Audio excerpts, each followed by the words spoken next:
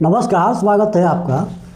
आज बात करते हैं कि सुप्रीम कोर्ट ने 24 अगस्त को झारखंड सरकार, जेपीएससी, केंद्र सरकार और सीबीआई को नोटिस किया है कि जेपीएससी के मामले पर सीबीआई जांच क्यों नहीं हो। तो इसी पर बात करते हैं कि झारखंड सरकार या मुख्यमंत्री हेमंत सोरेन को सीबीआई जांच से हमेशा परहेज क्यों रहा है।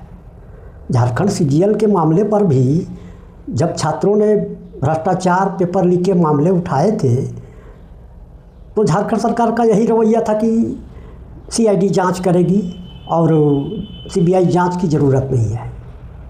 जब 14वें जेपीएससी का मामला उठा कि इसमें पेपर लीक हुआ है, बहुत तरह की अनियमितताएं हुई है, तो भी झारखंड सरकार का वही रवैया था कि सीबीआई जांच नहीं होना चाहिए, केवल सीआईडी ही पर्याप्त है जांच करने के लिए। तो बाद के घटनाक्रम को आप देखिए क्या हुआ। जब 14वीं जीपीएससी का भ्रष्टाचार का मामला उठा, OMR सीट वायरल हुआ, तब से छात्रों में उत्तेजना फैली। उन लोगों ने इसमें भ्रष्टाचार की शिकायत की पर सरकार ने नहीं माना। फिर धीरे धीरे बात जब गंभीर हुई तो झारखंड सरकार ने सीआईडी को जांच करने के लिए कहा।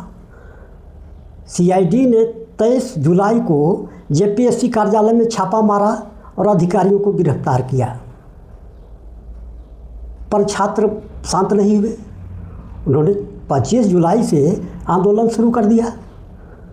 उनकी मुख्य मांग थी कि जेपीएससी पीटी को रद्द किया जाए और सीबीआई जांच हो, पर झारखंड सरकार सीआईडी जांच में अड़ी रही। इसी प्रकार से रवैया झारखंड सरकार का रवैया उसी समय रहा जब सीजीएल में पेपर लीक का मामला आया। झारखंड सरकार ने फिर अपना स्टैंड रखा कि सीआईडी ही जांच हो करेगी।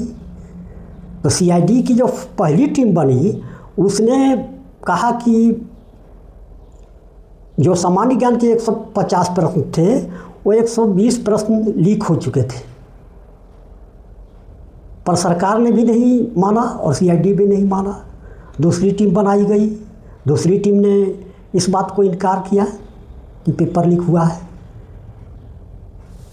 फिर हाई कोर्ट में रिपोर्ट दे दी गई कि किसी प्रकार से पेपर लीक नहीं हुआ है और नियुक्तियों का रास्ता साफ हो गया। हाई कोर्ट ने अनुमति दे दी। और जब 25 जुलाई को आंदोलन शुरू हुआ तभी सरकार का यही रवैया था।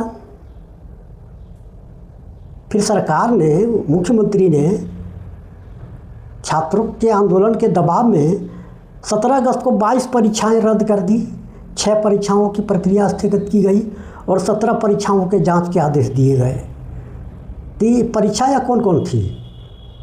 इसमें सीजीएल भी था, इसमें अन्य परीक्षाएं भी थी, और 2014 के पहले की जो 17 परीक्षाएं थी उनको भी जांच के दायरे में लाया गया, केवल इसलिए कि उस समय मुख्यमंत्री रघुवर दास थे। तो मुख्यमंत्री हेमंत सोरेन ने छात्रों को न्याय देने के बदले इस मामले का राजनीतिकरण किया। सीजीएल समेत जिन 22 परीक्षाओं को रद्द किया गया, उनकी नियुक्ति को रद्द की गई, उसकी जांच कभी नहीं हो रही थी। न तो कभी झारखंड सरकार ने कहा था कि उनको जांच की ज़रूरत है, उनके परिणाम गलत हैं। पर झारखंड सरकार का अचानक इस रवैये में बदलाव क्यों आया? तो झारखंड सरकार के रवैये में बदलाव के कारण अभय तिवारी का बयान और उसके आधार पर लोगों की गिरफ्तारी है। अभय तिवारी ने कहा कि TDPL एजेंसी को काम देने के लिए जेपीएससी के अध्यक्ष ख्यांगते ने 2 करोड़ रुपये लिए।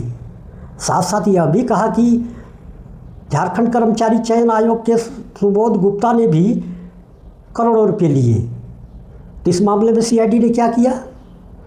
जेपीएससी अध्यक्ष को गिरफ्तार किया। अध्यक्ष के अलावा किसी की गिरफ्तारी नहीं हुई, बाकी सदस्यों को छोड़ दिया गया। और जो झारखंड राज्य कर्मचारी आयोग है उसमें किसी को गिरफ्तार नहीं किया गया।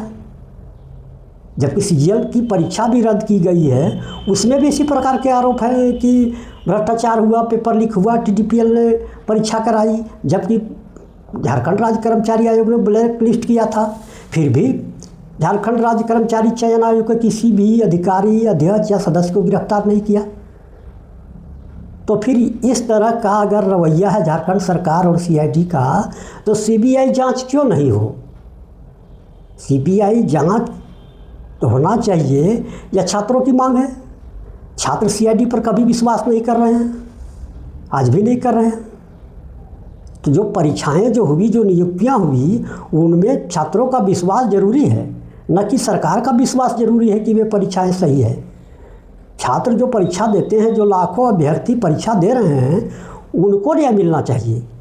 झारखंड सरकार या झारखंड के मुख्यमंत्री जेपीएससी की नियुक्तियों पर और जेएसएससी की नियुक्तियों को सही मानते हैं, यह कोई मुद्दा नहीं है। मुद्दा यह है कि छात्र क्या कहते हैं।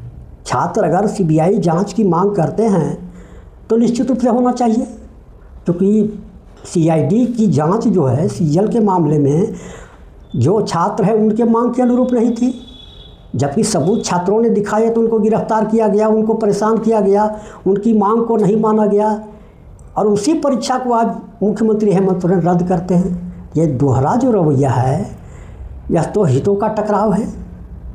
तो इस मामले में सीबीआई की जांच जरूर होनी चाहिए। सीबीआई जांच में क्या दिक्कत है? सीबीआई जांच में दिक्कत यह है कि अगर अभय तिवारी सीबीआई के रिमांड में चला जाता है तो जांच का दायरा बहुत बढ़ेगा। सीबीआई का जो पैटर्न है जांच का, वह तो राजनीतिक रूप से सक्रिय रहता है। सीबीआई तो ज़रूर चाहेगा कि कोई मंत्री फंसे, कोई अधिकारी फंसे। छात्रों के न्याय की हित की चिंता उसको ज़्यादा नहीं है सीबीआई को। सीबीआई अपना एजेंडे पर काम करता है, तो सीबीआई अपने ढंग से काम करेगा और निश्चित रूप से किसी बड़ी मछली की तलाश में रहेगा। झारखंड सरकार को इसी से दिक्कत है, इसलिए सीबीआई जांच से उसे परहेज है। और जैसा कि जानते हैं, झारखंड सरकार ने जेपीएससी को नोटिस किया है सुप्रीम कोर्ट ने, तो झारखंड सरकार का सुप्रीम कोर्ट में यही जवाब रहेगा कि सीबीआई जांच नहीं होनी चाहिए, सीआईडी की जांच पर्याप्त है। धन्यवाद। इस वीडियो को अधिक से अधिक देखिए, चैनल को सब्सक्राइब कीजिए।